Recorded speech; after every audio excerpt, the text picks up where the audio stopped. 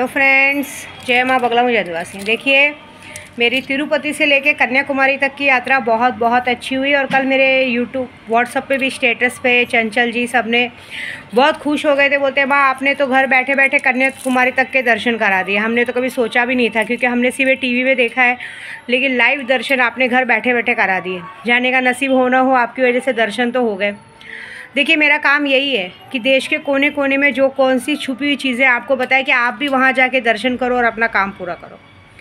यहाँ पे कहते हैं कन्याकुमारी माँ का बहुत ज़्यादा मान है। कहते ना, ये एक त्रिपुर सुंदरी वाला रूप है, तो बहुत अच्छी चीज़ है। अब मैं यहाँ से बॉम्बे के लिए रवाना हो रही हूँ, क्योंकि होली आ रही है, होली की तैयारी करनी है। सैलानी दरबार में भी हमें लंगर रखवाना है, खाना करवाना है, सब तैयारी करनी है। और अब मैं पहुंचूंगी और मैं सारे दुश्मनों को भी यही बोल दूँगी कि अब चिंता मत कीजिए, आप पूरी होली नहीं, पूरे अप्रैल के महीने तक मैं मुंबई में ही हूँ। मेरी भी कोई यात्रा नहीं है, बस होली के बाद अपनी क्या बोलते हैं, होली के बाद मुझे होली की काम पूरा करके सैलानी दरबार जाना रहेगा 19 मार्च को, क्योंकि वहाँ पे बाबा जी को ऊँट के ऊपर जो चादर आती है वो चादर चढ़नी है। और मैं भी कुछ मन्नत मांगूंगी कि भगवान मेरे भी बच्चों की सबकी अच्छी अच्छी शादी कर दो, फटाफट आती पोते दे दो, सब काम कर दो, मेरे सारे यूट्यूब वालों की इच्छा पूरी कर दो। और होली के पहले, होली के रात को जो जो लोग शक्तियों को सिद्ध करे, वो शक्तियाँ सिद्ध होके जिन्नात आके उन्हें उनकी हर मुराद पूरी करे, हर चीज़ दे। ठीक है। अच्छा, मुझे कुछ लोगों से शिकायत भी करनी है। देखिए, मैं एक बात बताती हूँ, अगर आपको किसी की वजह से काम मिले ना, उसके पेट पे लात मत मरवाओ। मैं खुले शब्द में बोलूँगी। मेरा बेटा हमेशा बोलता है मम्मी अगर तुझे कुछ बोलना है तो डायरेक्ट नाम लेके बोल। मैं एक बात जानना चाहती हूँ कि जब मैं अकेले यात्रा पे निकलती हूँ, अगर मैं अकेले यात्रा पे निकलूँगी तो जो भी ड्राइवर मेरे साथ जाते हैं वो बड़ी ईमानदारी से जाते हैं, बड़ी ईमानदारी से आते हैं, कोई मचमच नहीं, कोई झंझट नहीं। लेकिन अगर मेरे मिस्टर चले गए, क्योंकि इतनी लंबी यात्रा पे सीधी बात है मैं किन्नू के साथ अकेले नहीं आ सकती हूँ। हालाँकि मेरे रमेश भाई हैं, मैं आपको एक सच्ची बात बताऊँ ना, रमेश भाई भले हम लोग एक माँ से पेट से जने हुए बच्चे नहीं है, लेकिन एक मैं दिल से उन्हें भाई बोलती हूँ, मुँह से भाई नहीं बोलती। मैं जिनकी गाड़ी लेके आती हूँ सचिन भाई, लोग दिल से मेरे भाई हैं। बस यही फ़र्क है हम लोग में कि हमको माँ ने जन्म नहीं दिया, लेकिन हमारे लोगों को संभालते हैं एक दूसरे को हम लोग। आज मैं उनकी गाड़ी भाड़े पे, जब मेरे पास गाड़ी नहीं थी तब से मैं उनको लेके जाती हूँ। पहले बहुत पहले एक बार एक विजय भाई करके थे जो मुझे हर जगह यात्रा करवाते थे और उनके रहते मुझे कभी चिंता नहीं होती थी। वैसे ही रमेश भाई के रहते मुझे कभी चिंता नहीं होती। तो अगर उनकी कोई उनकी बुराई करता है या उनको तोड़ने को देखता है तो मुझे बहुत गुस्सा आता है। पहली बात तो शर्म आनी चाहिए उन ड्राइवर लोग को। रमेश भाई की वजह से कितने ड्राइवर लोगों को बड़ी बड़ी यात्रा करने मिलती है, जो लोगों ने सपने भी नहीं देखा है वो लोगों को बड़ी बड़ी जगह देखने मिलती है। उनकी वजह से जो भी ड्राइवर मेरे साथ आते हैं, उनकी वजह से और उनके साथ आते हैं, उनको रहने खाने की सारी फैसिलिटी दी जाती है। लेकिन मैंने एक बात देखी, जहाँ मेरे मिस्टर अगर साथ में आ गए, मेरे पति मेरे साथ में आ गए, ये लोग अपनी औकात भूल जाते हैं। फिर वो रमेश भाई की भी बुराई करेंगे। क्यों? क्योंकि उन्हें ये चाहिए रहता है कि आगे से ये लोग मुझे डायरेक्ट बुलाए, हमको डायरेक्ट गाड़ी पे बुलाए, क्योंकि उनको ऐसा है कि इनको पीछे हटा के। अभी मैं अपने रमेश भाई को ये बात कहने वाली हूँ कि आप भूल कर भी ऐसे अपने अपने बड़े कस्टमर लोग से इनको मत मिलाओ, क्योंकि इनका ईमान धर्म बहुत गंदा है। आपको पता है पीठ पीछे मुझे गाली क्या दी जाती है?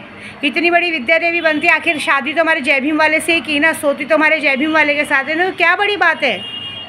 प्यार क्या जात पात देख के होता है? अरे गर्व की बात है कि मेरा पति जय भीम वाला है। इसमें आप अपनी बेइज्जती कर रहे हो कि मेरी कर रहे हो? क्यों? मैं ब्राह्मण हूँ, बाबा साहब आम्बेडकर जी की बीवी भी तो ब्राह्मण थी, क्या आप उन्हें ऐसी बात कहोगे? हाँ ठीक है ना, मुझे जय भीम वाले का पसंद है तो भाई मेरा पति है, वो प्यार है। वो प्यार कभी भी किसी को कहीं भी किससे भी हो सकता है। ठीक है, ये बात नहीं बोला जाता है। और मैंने हमेशा ये कहा है, हमारी गोराई में एक प्रॉब्लम है। जो भी गोराई के लोग हैं ना, ड्राइवर बन के आते हैं ना, चाहे डायरेक्ट है चाहे कोई भी है, उन लोगों में एक प्रॉब्लम क्या है मालूम है आपको? वो लोग ना सब ड्राइवर को एक मंत्र दे के रखते हैं कि प्रदीप है ना साथ में, टेंशन नहीं लेने का, दीदी जितना बड़बड़ करती, जितना गाली देती देने दे, प्रदीप के साथ रह के खा पी के मस्त रहने का, उसको अपने हाथ में रखने का, वो बिंदास खाने का पीने का। ठीक है, ऐसी बात है ना? ऐसा नहीं है, मेरा पति सबका ध्यान देता है, खाता पीता है, क्योंकि उसको ऐसा है कि बांट के खाने में मज़ा आता है। लेकिन उसकी इसी अच्छाई को लोग बेवकूफ़ी का नाम देते हैं और उसी बात में ये बोलते हैं कि अरे दीदी को चिल्लाने दो, बाद में देखा जाएगा, यही होगा ना, ज़्यादा दोबारा लेके नहीं जाएगी।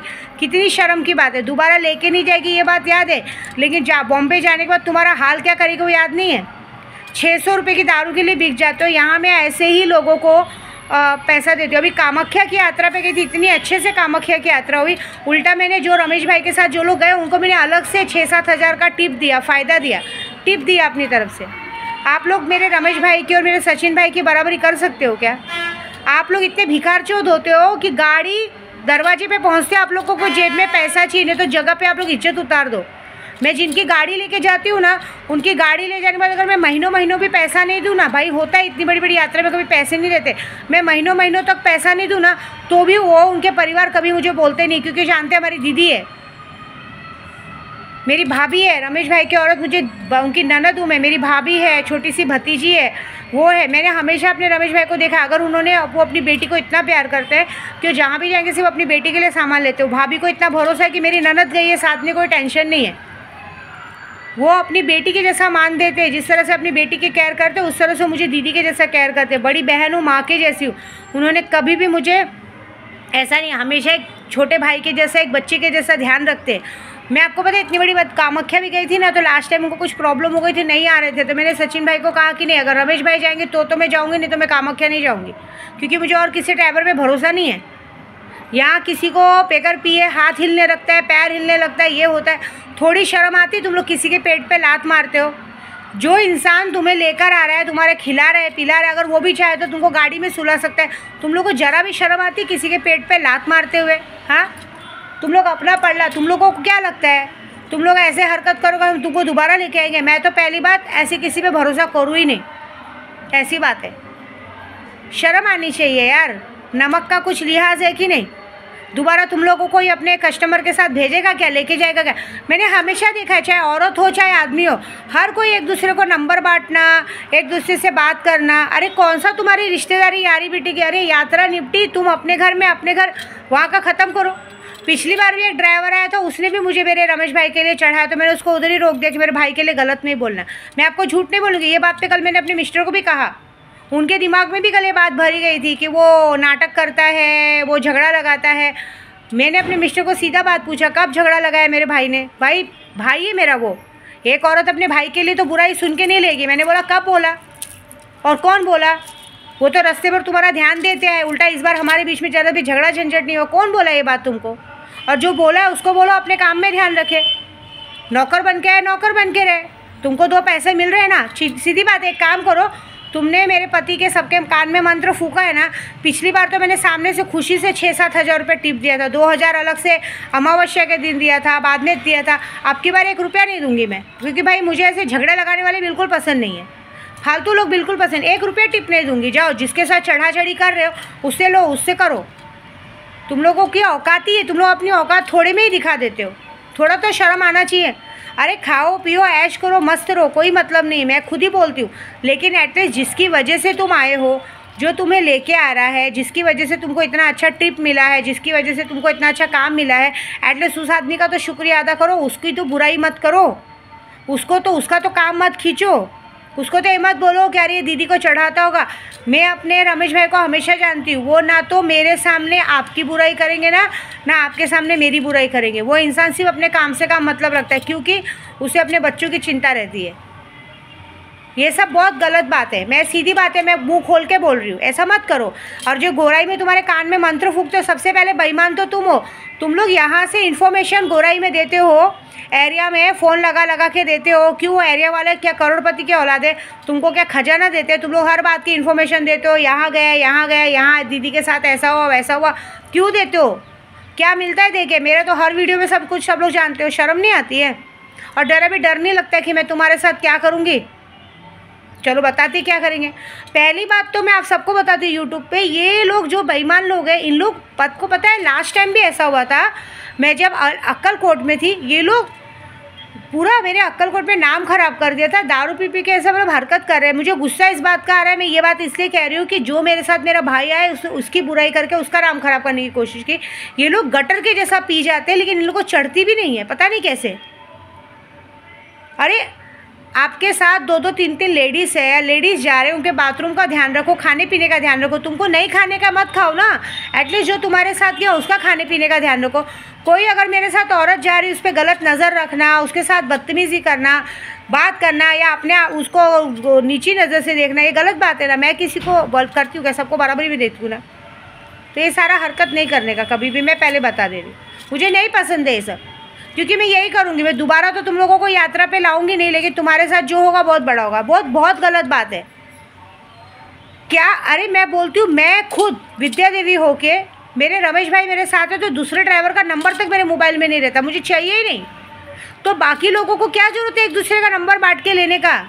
क्या इतनी चुल लगी रहती है, क्या इतनी खुजली उठती है बार बार। जितनी बार तुम लोग ने मेरे को धोखा देके अपने घर पे जाते हो उतनी बार तुम लोगों के साथ कुछ ना कुछ गलत सही होता है। थोड़ी तो शर्म रखनी चाहिए, थोड़ी तो मर्यादा रखनी चाहिए। ये अच्छी बात है क्या। दोबारा बताओ, एक बात बताओ, जब तुमको कभी बुरा वक्त आएगा, तुम लोग जिस इंसान को धोखा दे रहे हो फिर उसी इंसान से भीख मांगने जाओगे, तुमको काम धंधा देगा क्या।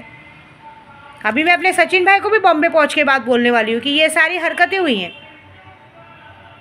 जो करने का करो, खाओ पियो गांड मरवाओ, मेरे से मतलब नहीं, लेकिन मेरे परिवार के, मेरे पति के, मेरे बच्चों के कान में गलत मंत्र नहीं फूकने का। नहीं तो एक बात याद रखना, अगर मेरा पति है, मेरे परिवार है, मेरे बच्चे, तो तुम्हारे घर में भी तुम्हारा परिवार, तुम्हारे बच्चे हैं। मैंने कल भी ये वीडियो में कहा है, तुम लोग मुझ पर नज़र रखोगे, मेरी शक्ति है तुम्हारे, तुम लोग मेरे घर को बिगाड़ने को देखोगे, तुम्हारे घर की ज्योग्राफी हिस्ट्री बिगड़ जाएगी, याद रखना।